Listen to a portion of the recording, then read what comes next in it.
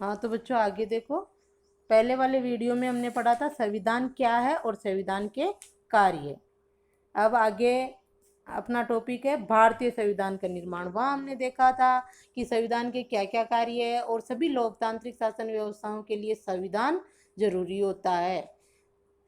तो देखो भारतीय संविधान, भारत भी एक लोकतांत्रिक शासन व्यवस्था है, तो भारतीय संविधान का निर्माण।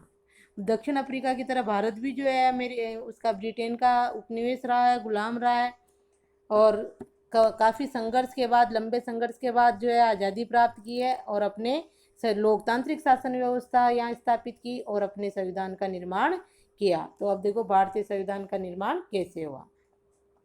दक्षिण अफ्रीका की तरह भारत का संविधान भी बहुत कठिन परिस्थितियों के बीच बना। भारत जैसे विशाल और विविधता भरे देश के लिए संविधान बनाना आसान काम नहीं था। भारत के लोग तब गुलाम की हैसियत से निकलकर नागरिक की हैसियत पाने जा रहे थे। देश ने धर्म के आधार पर हुए बंटवारे की विभीषिका झेली थी। भारत और पाकिस्तान के लोगों के लिए बंटवारा भारी बर्बादी और दहलाने वाला था। देखो हमारे देश में क्या स्थिति हुई कि हमारा देश आज़ाद तो हो गया, लेकिन जो है हमारे देश का क्या हो गया, बंटवारा भारत और पाकिस्तान में जो है हमारा देश बट गया। तो ये हमारे लिए, दक्षिण अफ्रीका के लिए ये समस्या नहीं थी, हमारे लिए ये और भी बड़ी समस्या हो गई। आगे देखो, विभाजन से जुड़ी हिंसा में सीमा के दोनों तरफ कम से कम 10 लाख लोग मारे जा चुके थे। एक बड़ी समस्या और भी थी कि अंग्रेजों ने, एक समस्या तो बंटवारे की, भारत पाकिस्तान के बंटवारे की, आज़ादी के समय हमारी कौन कौन सी समस्याएं देख लो, भारत पाकिस्तान के बंटवारे की। दूसरी समस्या थी हमारी, अंग्रेजों ने क्या किया था कि जब हमारे देश को आज़ाद किया तो देसी रियासतें, हमारे दो तरह का भारत था, एक ब्रिटिश भारत जिस पर जो है अंग्रेजों का सीधा शासन था, और एक रियासती भारत जिसमें राजा महाराजा नवाबों का शासन था, लेकिन वो जो है अंग्रेज सरकार के दिशा निर्देशानुसार उसमें कार्य करते थे। तो वो जो रियासतें थी जिनके राजा महाराजा नवाब थे, वो जो है रियासती भारत कहलाता था। तो आज़ाद होने के समय अंग्रेजों ने क्या किया कि देसी रियासतों के शासकों को ये आज़ादी दे दी कि वे या तो भारत में मिल सकते हैं, कोई सी भी रियासत या तो भारत में मिल सकती है या पाकिस्तान में मिल सकती है, और चाहे तो अपना स्वतंत्र अस्तित्व भी रख सकती है, ऐसा कह दिया। तो ये और लड़ाई झगड़े वाली बात यहाँ पर छोड़ के गए अंग्रेज सरकार हमारे यहाँ। तो भारत या पाकिस्तान जिसमें इच्छा हो मिल सकती है और अपनी रियासत का विलय कर दे और स्वतंत्र भी रह सकती है, ठीक है, ऐसा कह दिया। इन रियासतों का विलय मुश्किल और अनिश्चय भरा काम था। जब संविधान लिखा जा रहा था तब देश का भविष्य इतना सुरक्षित और चैन भरा नहीं लगता था जितना आज है। संविधान निर्माताओं के देश के वर्तमान और भविष्य की चिंता थी। हमारा देश संविधान वैसे आज़ादी से पहले ही लिखना शुरू हो गया था। अधिनियम 1935 के बाद ये तय हो गया था कि अंग्रेज सरकार को अब भारत छोड़ना ही पड़ेगा, और 9 दिसंबर 1946 से जो है हमारे संविधान सभा की पहली बैठक हुई और संविधान निर्माण का कार्य शुरू हो गया था। तो उस समय जो है हमारे संविधान निर्माताओं को देश के वर्तमान और भविष्य की चिंता थी। संविधान निर्माण कर रहे थे ना, तो कि वर्तमान स्थिति क्या है, भविष्य में क्या होगा, इन सबको देखकर जो है संविधान का निर्माण करना था। इधर देखो थोड़े से, ये सर वल्लभ भाई पटेल, जिन्होंने जो है ये देसी रियासतों के बारे में पढ़ा ना अपन ने, इसमें जो है इन्होंने महत्वपूर्ण योगदान दिया था। देखो कौन थे ये, वल्लभ भाई झावर भाई पटेल, ये इनके पिताजी का नाम है। 1875 से 1950 तक रहे ये। इनका जन्म गुजरात में हुआ। अंतरिम सरकार में ये जो गृह मंत्री थे, गृह सूचना एवं प्रसारण मंत्री रहे। वकील और बारदौली किसान सत्याग्रह के नेता भी रहे। भारतीय रियासतों के विलय में निर्णायक भूमिका इन्होंने निभाई और बाद में आप उप प्रधानमंत्री बने। तो ये वल्लभ भाई पटेल, सरदार वल्लभ भाई पटेल, जिनको हम लोहा पुरुष भी कहते हैं, इनके बारे में ये सारा परिचय आप लिखोगे कॉपी में और याद करोगे। अब देखो आगे, तो भारतीय संविधान का निर्माण हम पढ़ रहे थे, उसमें क्या क्या समस्या आई थी। हमारा देश जो है क्या हो गया था, बंटवारा हो गया हमारे देश का। और दूसरी समस्या ये थी कि अंग्रेजों ने आज़ाद करते वक्त जो है जो रियासती भारत था उसको, उन रियासतों को ये कह दिया कि वो रियासतें चाहे तो भारत में मिले चाहे पाकिस्तान में मिले। अब उन रियासतों का भारत में एक विलय करना बहुत आवश्यक था। नहीं तो बीच में कोई रियासत पाकिस्तान में मिल जाती या स्वतंत्र रहती तो हमारा एकीकृत भारत जो भी वर्तमान में है वो नहीं बन पाता। तो सरदार वल्लभ भाई पटेल ने और नेताओं ने गृह मंत्रालय सौंप दिया था सरदार वल्लभ भाई पटेल को, और इन्होंने जो है आज़ाद होने से पहले ही 562 रियासतें थी हमारे भारत में, कम भी नहीं थी, जिनका जो है विलय भारत में करना था। तो आज़ादी से पहले ही शुरू हो गए थे 1946 में ही ये, और इन्होंने जो है अधिकांश रियासतों के शासकों को से जो है विलय पत्र पर हस्ताक्षर करा लिए थे कि हम भारत में मिलना चाहते हैं। लेकिन सिर्फ 3 रियासतें रह गई थी, जम्मू कश्मीर, हैदराबाद और जूनागढ़। इन 3 रियासतों के लिए जो है सरदार वल्लभ भाई पटेल को काफ़ी संघर्ष करना पड़ा था। तो ये सारी समस्याएं हमारे देश के सामने थी, और संविधान निर्माता जो थे उनको वर्तमान की और भविष्य की भी चिंता थी। ये सब देखकर उनको संविधान का निर्माण करना था, हमारे देश के नेताओं को, संविधान निर्माताओं को। अब आगे देखो, संविधान निर्माण का रास्ता। सारी मुश्किलों के बावजूद, मुश्किलें क्या थी? 2 खास मुश्किलें, एक बंटवारे की और एक वो रियासतों की। सारी मुश्किलों के बावजूद भारतीय संविधान निर्माताओं को एक बड़ा लाभ था। दक्षिण अफ्रीका में ये नहीं था कि बंटवारा हो गया या रियासतों का ऐसा हो, लेकिन दक्षिण अफ्रीका में जिस तरह से जो संविधान दौर था, भारतीय संविधान निर्माताओं को एक बड़ा लाभ था कि दक्षिण अफ्रीका में जिस तरह संविधान निर्माण के दौर में ही सारी बातों पर सहमति बनानी पड़ी, वैसी स्थिति उस समय भारत में नहीं थी। वहाँ क्या था कि लोगों ने संघर्ष किया, क्योंकि वहाँ तो गोरी सरकार जो थी वो छोड़ना ही नहीं चाहती थी, पहले कुछ भी नहीं था। लेकिन हमारे यहाँ पर जो है लगातार संघर्ष करते आ रहे थे, 1857 की क्रांति से ही 90 साल तक रेगुलर संघर्ष रहा था।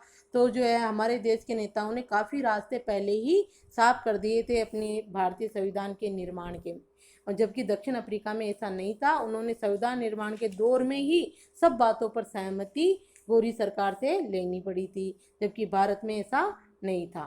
ठीक है, दक्षिण अफ्रीका में ये बंटवारे की और रियासतों वाली स्थिति नहीं थी, तो वहाँ ये था कि सारा काम उनको संविधान निर्माण के दौर में ही करना पड़ा, जबकि भारत में ऐसा नहीं था। तो आप ये ध्यान रखोगे कि दक्षिण अफ्रीका के संविधान निर्माण और भारत के संविधान निर्माण में क्या समानताएं और क्या असमानताएं हैं।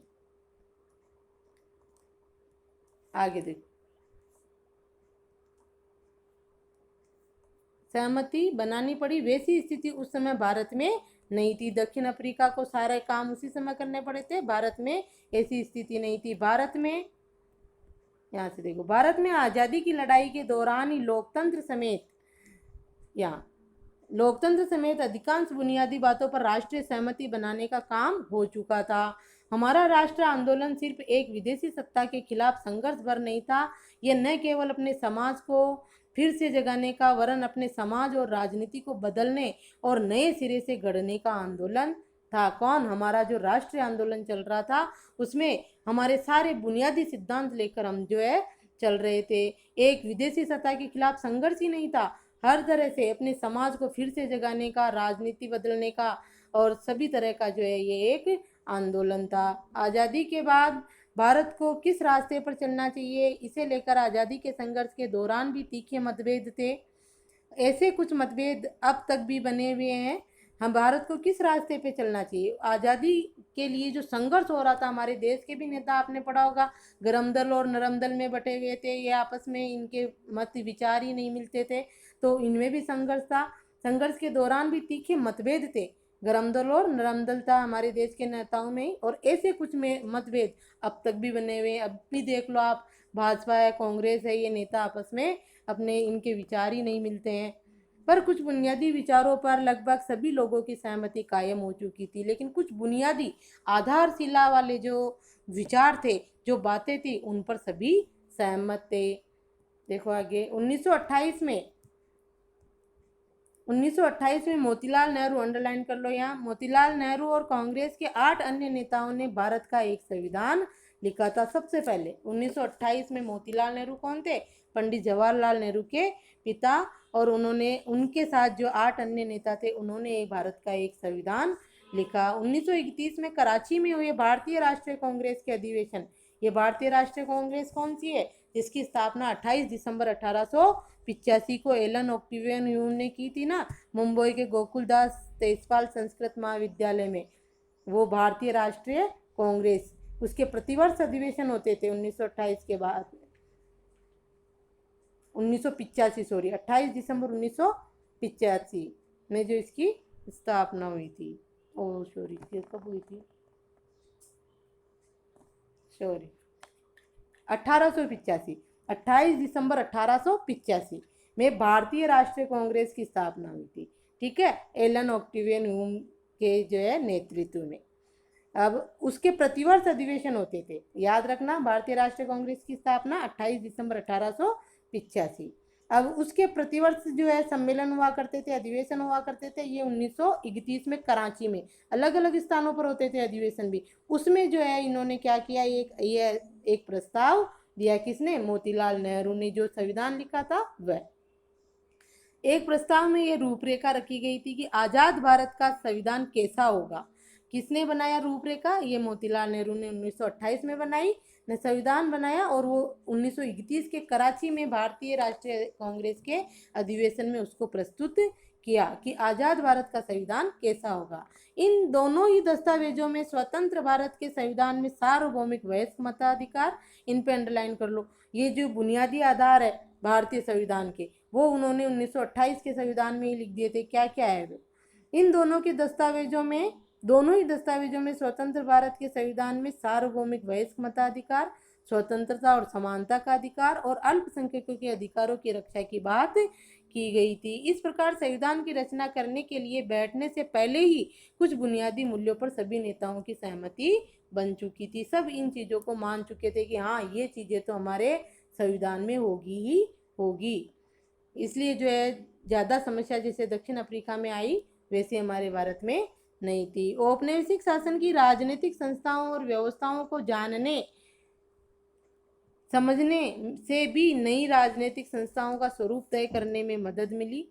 अंग्रेजी हुकूमत ने बहुत कम लोगों को वोट का अधिकार दिया। इसके आधार पर अंग्रेजों ने जिस विधायिका का गठन किया वह बहुत कमजोर थी। 1937 के बाद पूरे ब्रिटिश शासन वाले भारत में प्रादेशिक असेंबलियों के लिए चुनाव कराए गए। इनमें बनी सरकारें पूरी तरह लोकतंत्र नहीं थी, पर विधानसभाओं में जाने और काम करने का अनुभव तब बहुत लाभदायक हुआ, क्योंकि इन्हीं भारतीय लोगों को अपनी संस्थाएं और व्यवस्थाएं बनानी थी और चलाना था। इस कारण भारतीय संविधान में कई संस्थाओं और व्यवस्थाओं को पुरानी व्यवस्था से लगभग जस का तस अपना लिया। जैसे कि 1935 का भारत सरकार कानून, देखो क्या हुआ था, हम संघर्ष तो कर ही रहे थे, 1857 की क्रांति हुई उसके बाद भी।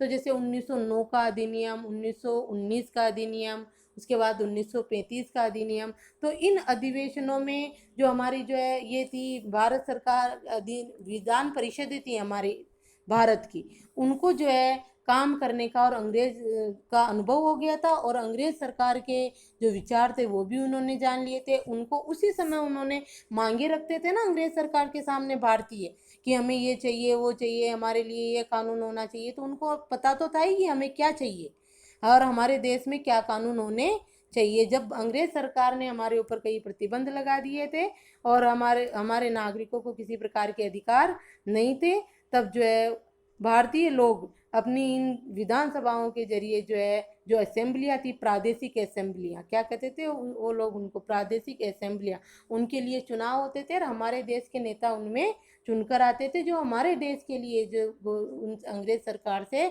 मांग रखते थे, अपने देश के हितों की रक्षा की जो है मांगे उनके सामने रखते थे। तो उनको पता तो था ही कि हमारे देश में को हमें क्या चाहिए, हमारा अगर संविधान बनेगा हम आज़ाद हो जाएंगे और हम अपना संविधान बनाएंगे तो उनमें क्या क्या चीज़ें होनी चाहिए। जैसे अंग्रेज सरकार थी, जब नागरिकों को कोई अधिकार नहीं था, तो सबसे पहले नागरिकों के अधिकार को महत्व दिया गया कि हमारा अपना संविधान होगा जब हमारे देश के प्रत्येक नागरिक के पास अपने अधिकार होंगे, इस तरह से। और ये सब कब कहाँ तय हो चुका था, 1935 का जो भारत सरकार अधिनियम पारित हुआ था उसमें। अब आगे देखो, तो ये 1909 1919 के अधिनियम आपने 8th क्लास में पढ़े हैं। आज़ादी के बाद भारत के स्वरूप को लेकर वर्षों पहले से चले चिंतन और बहसों ने भी काफ़ी लाभ पहुंचाया। वो 1885 भारतीय राष्ट्रीय कांग्रेस की स्थापना से प्रतिवर्ष अधिवेशन होते थे तो हमारे देश के नेता चर्चाएं और बहस करते ही थे, तो उन्होंने भी काफी लाभ पहुंचाया। हमारे नेताओं में इतना आत्मविश्वास आ गया था कि उन्हें बाहर के विचारों और अनुभवों को अपनी जरूरत के अनुसार अपनाने में कोई हिचक नहीं हुई। हमारे अनेक नेता फ्रांसीसी क्रांति के आदर्शों, ब्रिटेन के संसदीय लोकतंत्र के कामकाज और अमेरिका के अधिकारों की सूची से काफी प्रभावित थे। रूस में हुई समाजवादी क्रांति, रूस में क्रांति 1917 में, उससे भी प्रभावित है। कौन किस किस का प्रभाव पड़ा देखो हमारे देश के लोगों पर, अमेरिका का, फ्रांस का, है ना, और ये रूस की समाजवादी क्रांति का। क्रांति ने भी अनेक भारतीयों को प्रभावित किया और वे सामाजिक और आर्थिक समता पर आधारित व्यवस्था बनाने की कल्पना करने लगे। ये इन देशों ने जो है आज़ादी के लिए संघर्ष किए, अपने संविधान का निर्माण किया और जिन आदर्शों को इन्होंने स्थापित किया जैसे अमेरिका, फ्रांस, रूस, तो भारतीयों पर भी उनका प्रभाव पड़ा और उन्होंने जो है इन चीज़ों को अपनाया। आगे देखो, समाजवादी क्रांति ने भी, रूस में हुई समाजवादी क्रांति ने भी अनेक भारतीयों को प्रभावित किया और वे सामाजिक और आर्थिक समता पर आधारित व्यवस्था बनाने की कल्पना करने लगे थे। लेकिन वे दूसरों की सिर्फ नकल नहीं कर रहे थे, हर कदम पर वे ये सवाल जरूर पूछते थे कि क्या ये चीज़ें भारत के लिए उपयुक्त होगी। इन सभी चीज़ों ने हमारे संविधान के निर्माण में मदद कि ये सारी चीज़ें जो दूसरे देशों से हमने ली और हमें अच्छी लगी, ये नहीं कि वहाँ से अच्छी लगी उठा के हमने जो है हमारे संविधान में जोड़ दी, नहीं, उसके लिए भी चर्चाएं हुई, क्या ये चीज़ हम हमारे संविधान में जोड़ते हैं तो इससे जो है ये हमारे लिए सही रहेगी कि नहीं रहेगी, उपयुक्त होगी या नहीं होगी, और सबकी सहमति हुई कि उपयुक्त होगी। उसके बाद ही हमारे संविधान में उस चीज़ को जोड़ा गया। ये देखो, ये अब्दुल कलाम आज़ाद, इन सब का आप परिचय लिखोगे, आज का होमवर्क ही है आपका ही। अब्दुल कलाम आज़ाद का जन्म कब हुआ, ये सऊदी अरब के थे, धर्मशास्त्रों के ज्ञाता, ये पूरा। उधर से सरदार वल्लभ भाई पटेल का लिखोगे, अब्दुल कलाम आज़ाद का लिखोगे, और ये टी कृष्णामाचारी, इनका जन्म 1899 1974 तमिलनाडु में प्रारूप समिति जो थी उसके जो है सदस्य थे, ये उसके अध्यक्ष तो कौन थे प्रारूप समिति के, डॉक्टर भीमराव अंबेडकर, और ये जो है उसके सदस्य थे। ठीक है, ये आज का होमवर्क होगा, इनका परिचय लिखना आप, और संविधान क्या है और संविधान के क्या कार्य है ये होमवर्क करना आज का, ये वाला। ठीक है, संविधान क्या है, ये हो गया था संविधान क्या है, यहाँ तक बताया था आपको। और ये संविधान के कार्य है, यह आपका क्या है आज का HW। संविधान क्या है प्रश्न लिख लेना, उत्तर यहाँ तक लिखना वहाँ से, और संविधान के कार्य ये लिख लेना, 4 कार्य जो भी है। और इसके बाद आप लिखोगे ये आपके, ये इनके परिचय, सरोजनी नायडू भी है देखो, तो इसका इनका लिखना, वल्लभ भाई पटेल का, सरोजनी नायडू का, उधर अब्दुल कलाम का, और कौन आपके कलाम आज़ाद और टी कृष्णामाचारी, इनका जो है आपको परिचय लिखना है और ये पढ़ना है। अब अगला पॉइंट होगा अपना संविधान सभा की, किस तरह हमारी संविधान सभा बनी, ये अगले वीडियो में। ठीक है, यहाँ तक पढ़ के अच्छे से समझो, होमवर्क भी दूंगी अभी मैं।